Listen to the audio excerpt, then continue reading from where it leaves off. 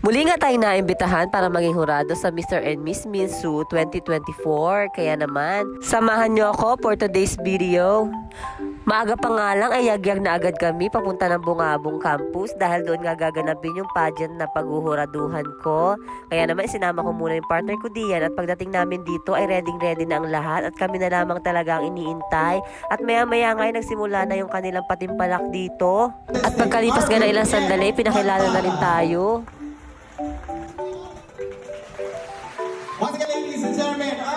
Kaya naman labis-labis ako nagpapasalamat sa organizers ng pageant na ito, lalong-lalo na kay Sir Fran na nag-imbita sa akin. At isa rin sa inaabangan ko dito ay ang performance ng intermission number na kasama yung pamangkin ko na si Lia. Kaya naman ako'y maligaya din na makita siya dyan. At ito na nga't busy tayo sa pagiging hurado dito sa kanilang patimpalak at napakagagaling at napakagaganda talaga ng mga candidates nila. At maya nga ay muli tayong pinaakyat ng stage dahil bibigyan tayo ng certificate bilang isang hurado. At maya naman ay nag-awarding na sila ng kanilang mga major awards. At isa tayo sa mga nagbigay ng tropeyo, bouquet sa crown sa ating mga nanalong candidate. At sila nga pala yung tinanghal ng Mr. and Miss Minsu. Kaya naman po, salamat po ng marami sa pagkakataong ito. At pag uwi ko nga diyan, ay marami pa naman tayong mga trabaho. At ito ipapakita ko sa inyo kung paano ko gawin itong pambihirang costume na gagamitin naman sa Miss Sulyog sa Bungabong din. Ika nga nila, hindi uso ang pahinga sa taong masisipag talaga at gustong-gustong kumita ng pera para sa kanyang pamilya.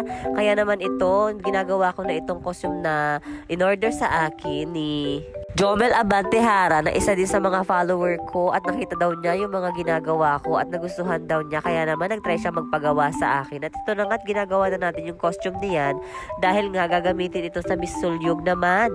Color black and silver crystals nga yung mga materyales na ginagamit ko diyan. At ito nga at tinutuhog-tuhog na natin ito sa alambre na manipis para naman ma-achieve natin yung desire natin ng mga design.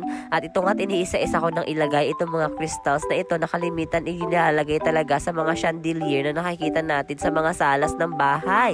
Sa mga makakapanood po nito at magtatanong kung saan ako bumibili ng mga ganitong beads ay pakipanood na lamang po yung vlog ko about dito para mas maintindihan po ninyo ng maayos kung saan talaga ako bumibili. Maya nga ay sinimulan ko na rin hulmahin itong mga beads at alambre na ito dito sa mismong ulo ng manikin dahil gagawa tayo ng pinakang base ng headdress na gamit itong mga materyales na ito.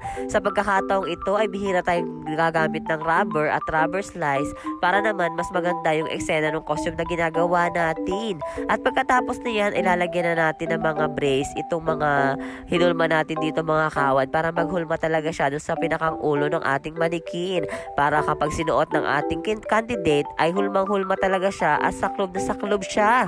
Gawin lamang po nating matibay at medyo malimit yung mga braces na ginagawa natin dito para talagang hulmang-hulma siya sa ulo ng ating susuot. At ganito na nga yung mangyayari kapag nakabuo na tayo. At maya nga ay yung mga nabuo natin mga palagi dito sa ating headdress ay ipipwesto na natin at paggagapos-gapusin na natin para mabuo natin yung ganitong pwestuhan ng ating headdress. At maya nga para mas matibay siya, ilalagyan natin syempre ng mga pampalakian dyan. At ganito yung magiging itsura ng paunang eksena nitong ating headdress na ginawa.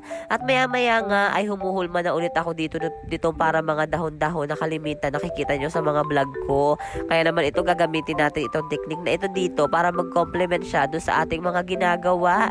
At syempre, hindi po mawawala dyan yung ating pangmalakasang minold na stick glue para naman mas mag-complement siya dito sa ating mga ginagawa. Pipinturahan pa natin yan ng kulay black para talagang lumabas yung pinakang itsura nitong ating headdress na ginagawa. At ito na nga yung kayarian ng mga ginagawa natin habang wala pa siyang spray. At dahil sa paggamit ng ating mga imagination, ay nakakabuo tayo ng mga ganitong klase ng costume, lalong-lalo na sa paggawa ng headdress.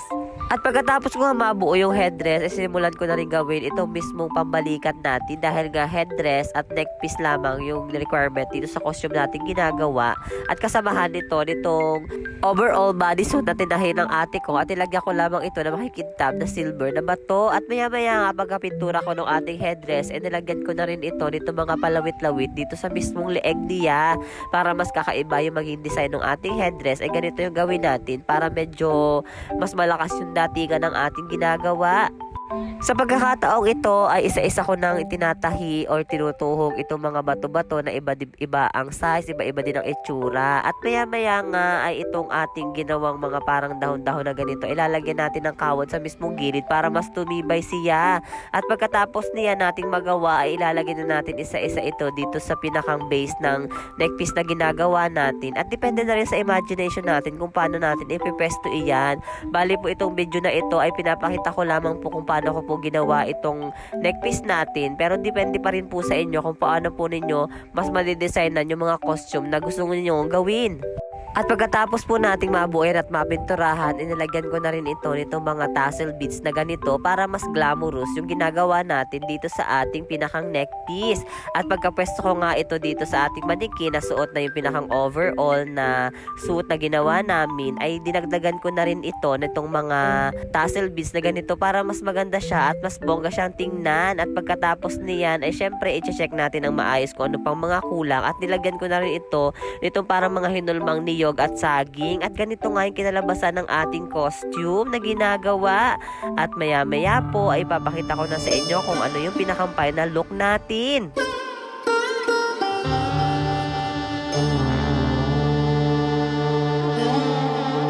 Gumawa na rin nga ako diyan ng pinakang breastplate natin, saka yung pinakang belt na ginagamit ko dito sa mga costume na ginagawa ko, pero hindi ko na po na-videohan. Pero ito po yung pinakang final look ng ating mga ginawa.